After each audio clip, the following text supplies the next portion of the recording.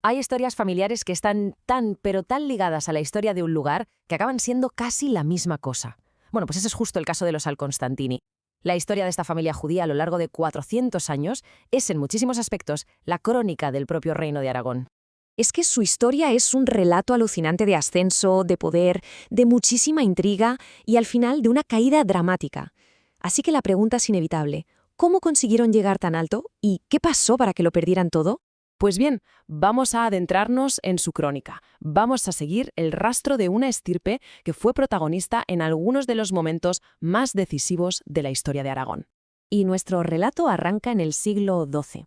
Es en ese momento cuando las primeras referencias a los Al-Constantini empiezan a aparecer casi a la vez en sitios tan dispares como Calatayud, Jerusalén y Alepo. Ahí empieza su larga y documentada historia. El punto de inflexión, el momento clave, llega con Moses ben Solomon, que nace en Calatayud. Sus hijos, Baje y Salomón, no tardaron nada de entrar al servicio directo del rey Jaime I, participando en empresas tan importantes como la conquista de Mallorca. Pero ojo, no solo eran hombres de acción, también eran de intelecto, y eso lo demostró Baje al ponerse al frente de la defensa de las ideas racionalistas de Maimónides. Vale, pero ¿de dónde salía tanto poder? Pues no era una sola cosa, ¿eh?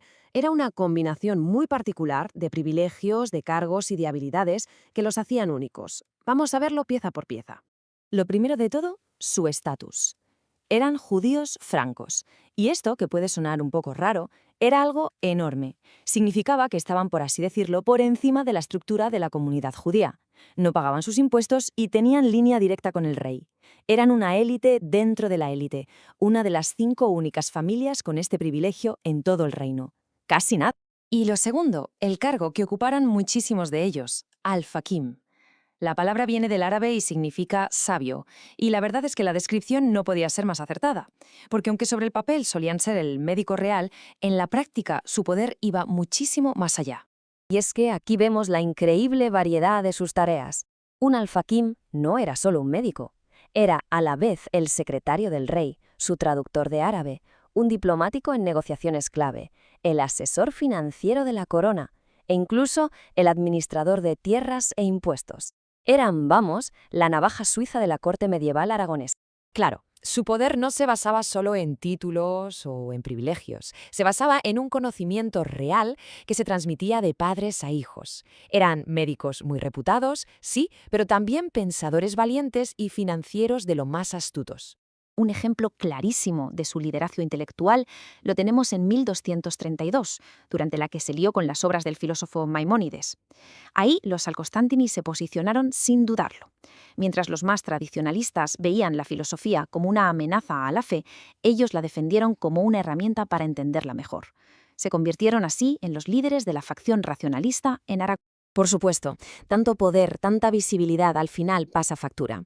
La enorme influencia de los Al-Constantini generó envidias, rivalidades feroces y conflictos que casi acaban con ellos, tanto desde dentro de la comunidad como desde fuera. Y es que no todo el mundo los admiraba, ni mucho menos. Esta descripción, que es durísima, viene nada menos que del gran rabino Namanides. En una carta al rey los acusó de no ser religiosos, de vivir como nobles cristianos, vamos, de ser una mala influencia. Era una visión radicalmente opuesta a su imagen pública de sabios. El caso de Mosè Al-Constantini, nieto del Gran Valle, es el ejemplo perfecto de esto. Su ambición fue legendaria. Intentó comprar la recaudación de todos los impuestos del reino, pero su arrogancia le creó enemigos muy poderosos. Acabó acusado de falsificar documentos, fue encarcelado y condenado a muerte.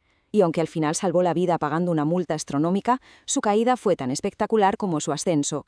Y dejó una marca. Fue el último judío en ocupar el cargo de Valle en Aragón. Damos un salto en el tiempo y nos vamos al siglo XV. Porque es aquí cuando un acontecimiento va a cambiarlo todo, no solo para los Al-Constantini, sino para todos los judíos de la península. La famosa disputa de Tortosa. La disputa de Tortosa fue, en realidad, un debate teológico diseñado para presionar a los judíos a convertirse, y el resultado fue devastador.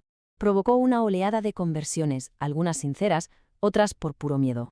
Fue, por así decirlo, la primera ficha de dominó que cayó en un siglo que terminaría con la Inquisición y finalmente con el edicto de expulsión de 1492. A pesar de la enorme presión, los Al-Constantini no perdieron su carácter. En plena disputa, cuando el Papa Benedicto XIII insultó a los sabios judíos, Todros Alcanstantini, que era el representante de Huesca, no se achantó y le respondió con esta lógica aplastante. Un pequeño gesto de desafío que nos dice mucho del temple de la familia, incluso en los peores momentos. Y así llegamos al final. Después de siglos de servicio, de poder y de integración, el edicto de 1492 les puso delante una elección imposible, o la conversión o el exilio. Para entender la magnitud de lo que perdieron, fijémonos en esta cifra.